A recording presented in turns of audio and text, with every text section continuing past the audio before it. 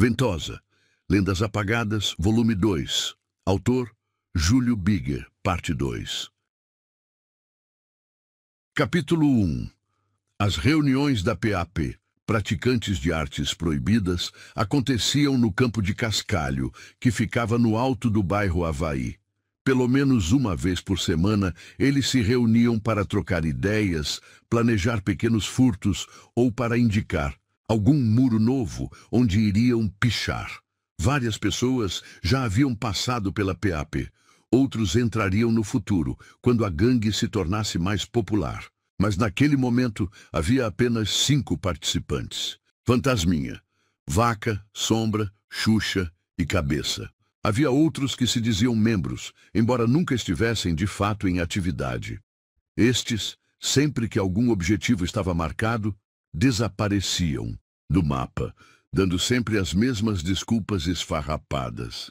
Tive dever de casa, dizia um. Minha mãe saiu e deixou minha irmãzinha comigo. Dizia outro, já falei, porra, não deu para ir.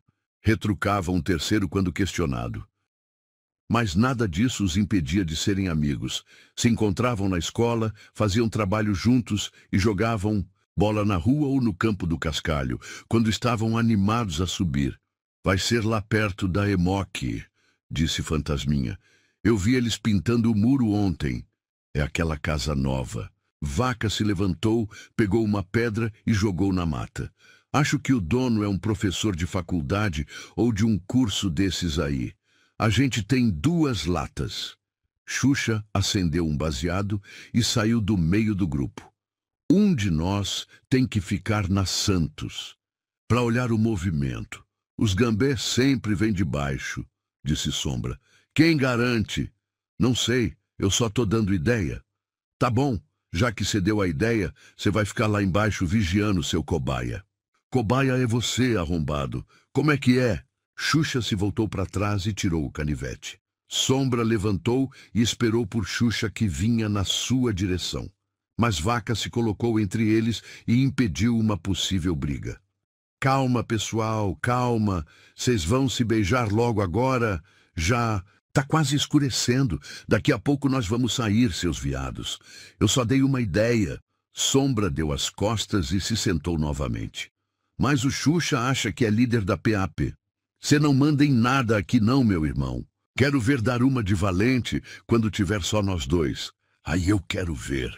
Xuxa apagou o baseado e guardou a guimba num dos galhos da árvore que estava à sua frente. Tá. Vaca caminhou até a beira do campo, de onde podiam ver a favela da Ventosa. Cada um vai para a sua casa, e nos encontramos aqui às 8 em ponto. Todos concordaram e desceram para se arrumarem. Vaca, na verdade, era Leonardo Miranda, um dos valentões da Emoque. Desde a criação da PAP, ele se afastara das brigas e passou a ser chamado de Leonardo Vaca ou apenas Vaca. Estava mais preocupado em pichar muros e andar grudado na traseira dos ônibus. Davidson sempre fora conhecido como Cabeça. Não é necessário dizer o motivo do apelido. Rogério, o Xuxa, não aparecia na escola há mais de 15 dias, quando espancou um colega de classe por ele ter se recusado a fazer seu trabalho de história. Paulinho era o mais popular.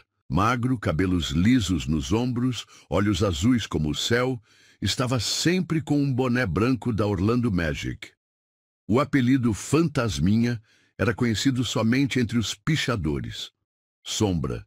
Bem, Renato era um nerd gordinho que usava um óculos da grossura de um dedo. Já lhe surgiam os primeiros fiapos da espessa barba que viria a ter pouco tempo depois. Era o único na escola que tinha um Master System, um Atari e um Nintendo.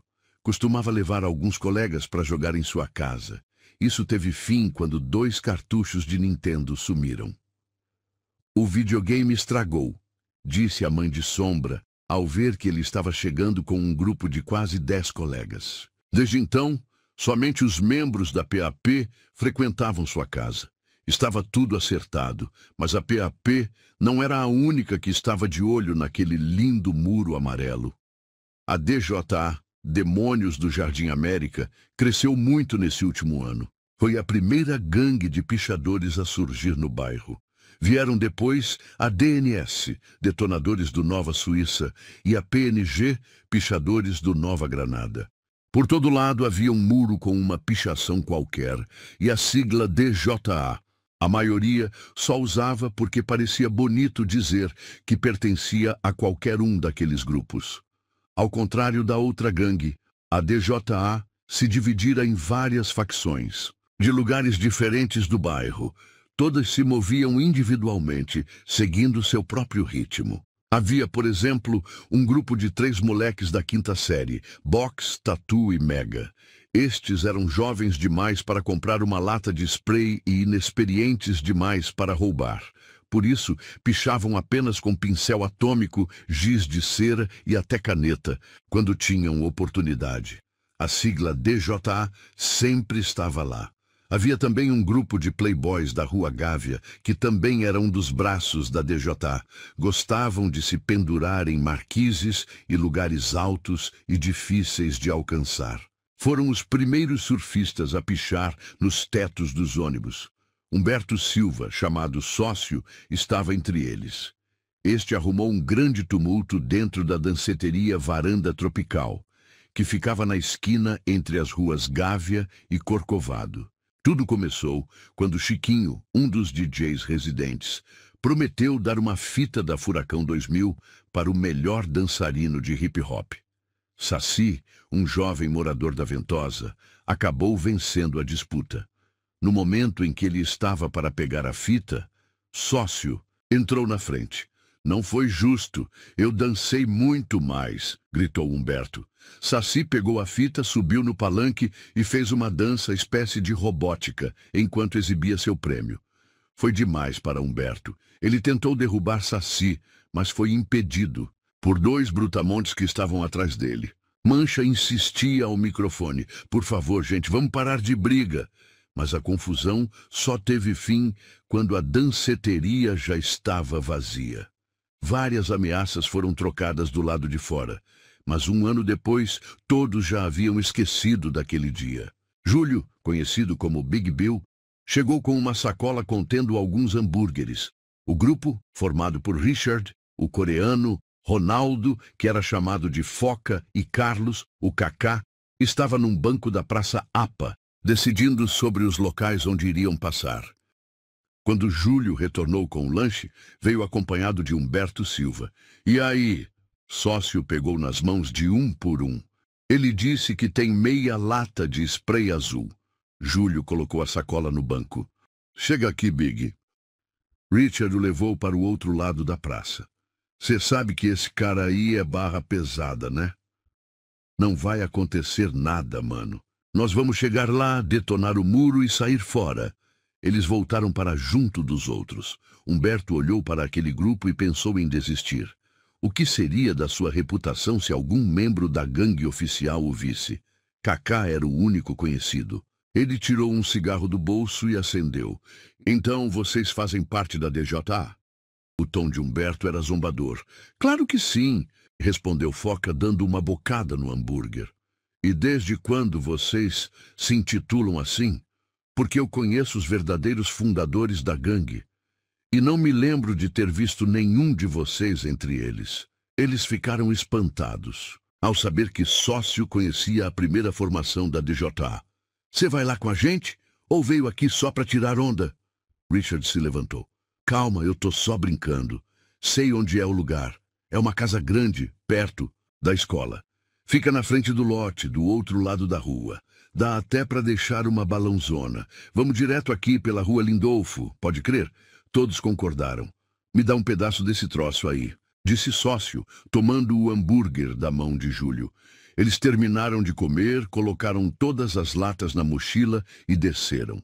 "Ali, vou ensinar para vocês o significado da palavra arte." Sócio apontou para uma mercearia que ficava ao pé do morro. Coreano ficou na esquina olhando o movimento enquanto Kaká e Sócio subiam na marquise. Após deixarem suas pichações, foi a vez dos outros subirem. "Andem rápido, tá vindo carro!" Richard gritou. Eles terminaram e ficaram parados na esquina, em frente ao fliperama de um outro pichador conhecido como Pantro. "Tamo esperando o quê?" perguntou Foca. "É só esperar que vocês vão ver."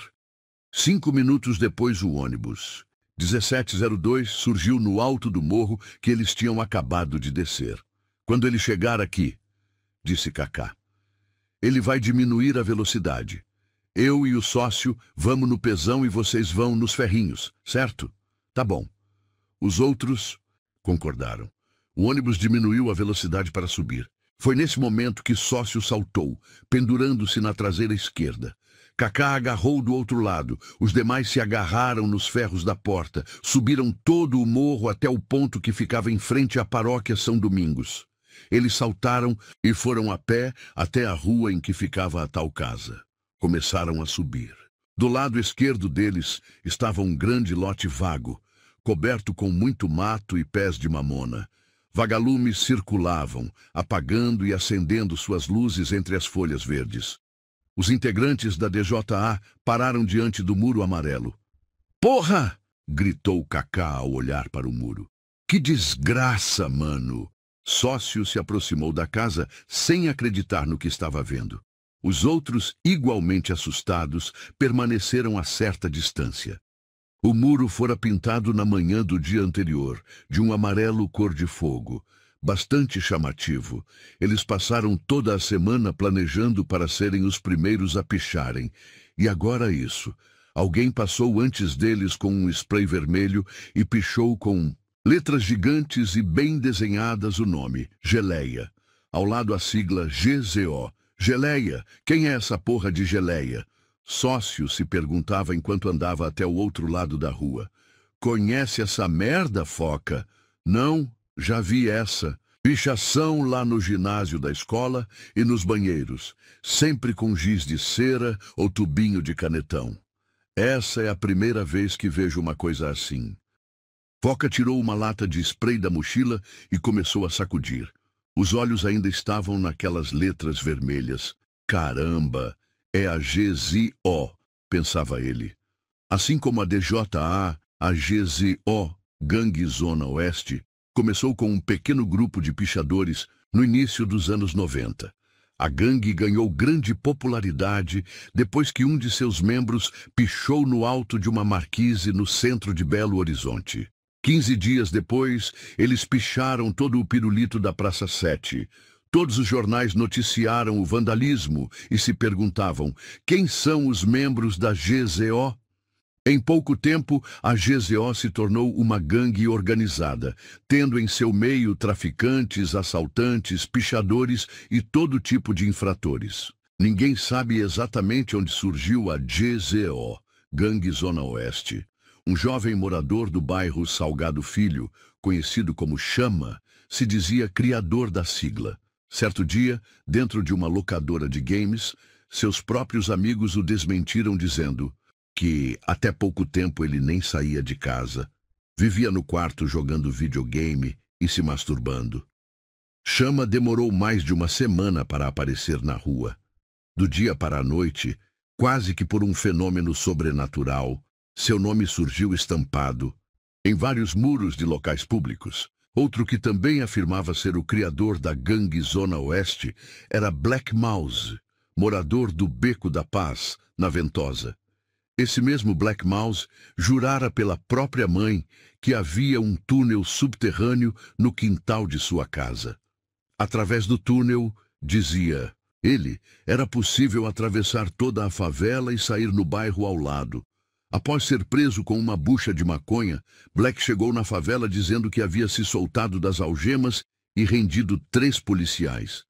Sim, é verdade.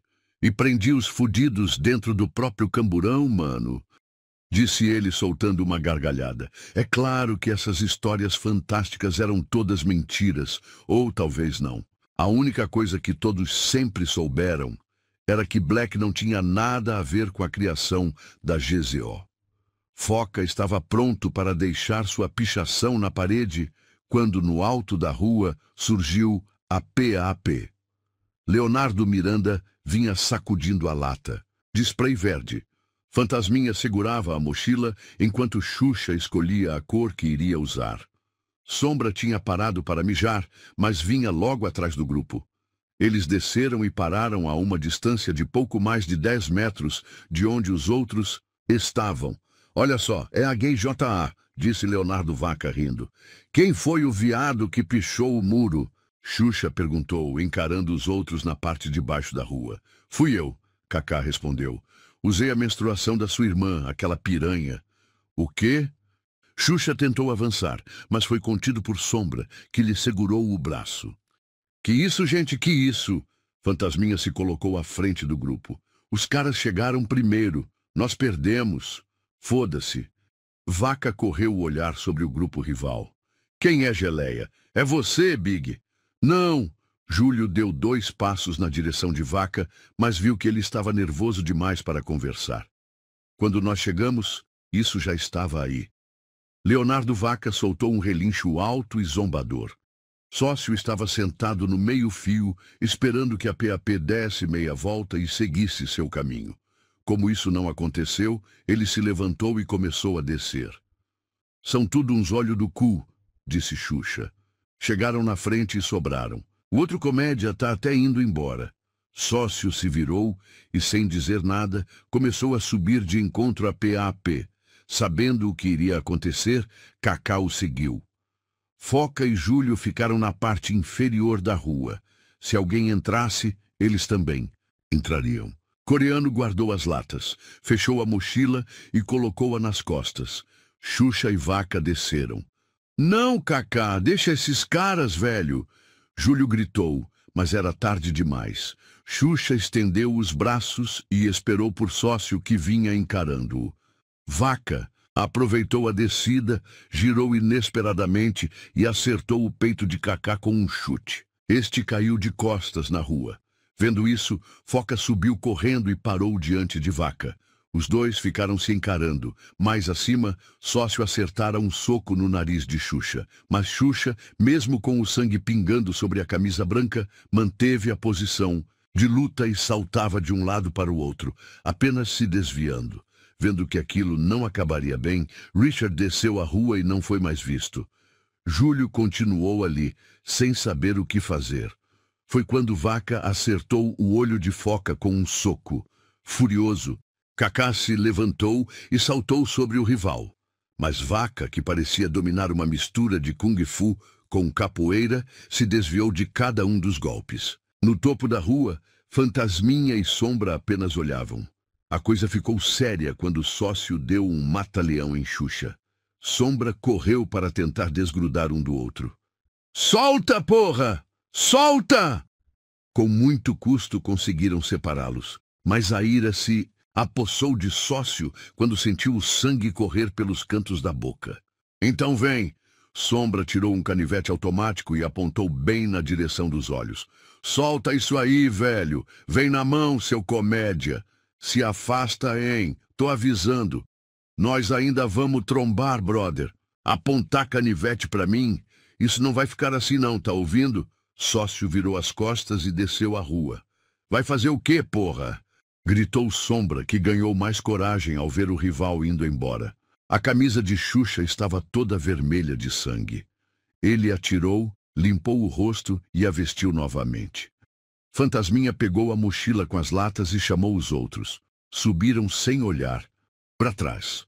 Júlio, Foca e Carlos voltaram para a Ventosa, mas deram a volta para evitar um novo confronto. Conheça o restante da história. Compre o livro físico em wiclap.com e não se esqueça de clicar em joia e se inscrever no canal.